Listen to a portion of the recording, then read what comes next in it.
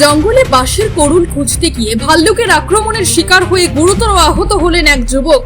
ঘটনায় চাঞ্চল্য ছড়িয়েছে করবুকের জলায়া এলাকায়। ঘটনার বিবরণে জানা যায়, করবুক জলায়া এলাকার বাসিন্দা দেবমানিক ত্রিপুরা, বয়স 35। তিনি সোমবার জঙ্গলে বাঁশের করুল খুঁজতে যান। সেই সময় আচমকাই একটি ভাল্লুক তার ওপর হামলা চালায় বলে জানা গেছে। ভালুকের আক্রমণে তিনি শরীরের বিভিন্ন অংশে গুরুতরভাবে আঘাত পেয়েছেন। দেবমানিকের চিৎকার শুনে আশপাশে থাকা অন্যান্যরা ছুটে এসে তাকে রক্তাক্ত অবস্থায় উদ্ধার করেন। পরে তাকে দ্রুত করবুক হাসপাতালে নিয়ে যাওয়া হয়। সেখানে প্রাথমিক চিকিৎসার পর তার শারীরিক অবস্থার কথা বিবেচনা করে উন্নত চিকিৎসার জন্য উদয়পুর তেপানিয়া স্থিত গোমতী জেলা হাসপাতালে রেফার করেন চিকিৎসকরা। বর্তমানে দেবমানিক ত্রিপুরা গোমতী জেলা হাসপাতালে চিকিৎসাধীন রয়েছেন। তার শরীরের বিভিন্ন অংশে ভালুকের আঁচড় ও কামড়ের গভীর ক্ষত রয়েছে বলে জানা গেছে। এই ঘটনাকে কেন্দ্র করে এলাকায় আতঙ্কের পরিবেশ সৃষ্টি হয়েছে। বিশেষ করে জঙ্গল সংলগ্ন এলাকার বাসিন্দাদের বন্যপ্রাণীর উপস্থিতি সম্পর্কে সচেতন থাকার পরামর্শ দেওয়া হচ্ছে।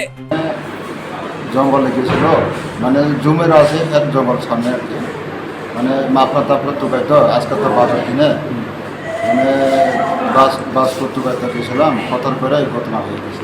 কে কেমন জানছো নি? তারা তো একলা, আমরা তো কেউ নাই, আর মানে এর লগে মাত্র দুইটা কুটার আছে। কি নাম আসলো ওনার? হ্যাঁ না, কি নাম আসলো?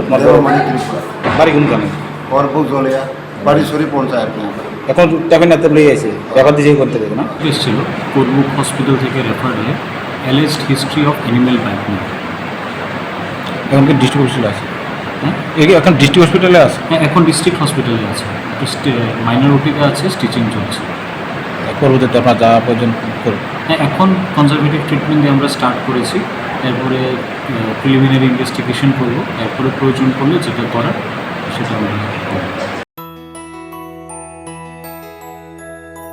স্বাদে ভরা ঘিয়ের সুবাস লংতরায়, কি ভালো খেতে। শুদ্ধ ঘিয়ের আবেশ ভরা লংতরায়, অপূর্ব সুগন্ধ, পুষ্টি ভরা ঘিয়ের খাবার, গাওয়া ঘি প্রিয় সবার লংতরায়। একেই বলে বিশুদ্ধ ঘি। বিশুদ্ধ ঘি নাম মনে রেখো লংতরায়। লংতরাই ঘি রোজ খাবারে তোমাকে চাই। লংতরায়, লংতরায়, লংতরায়।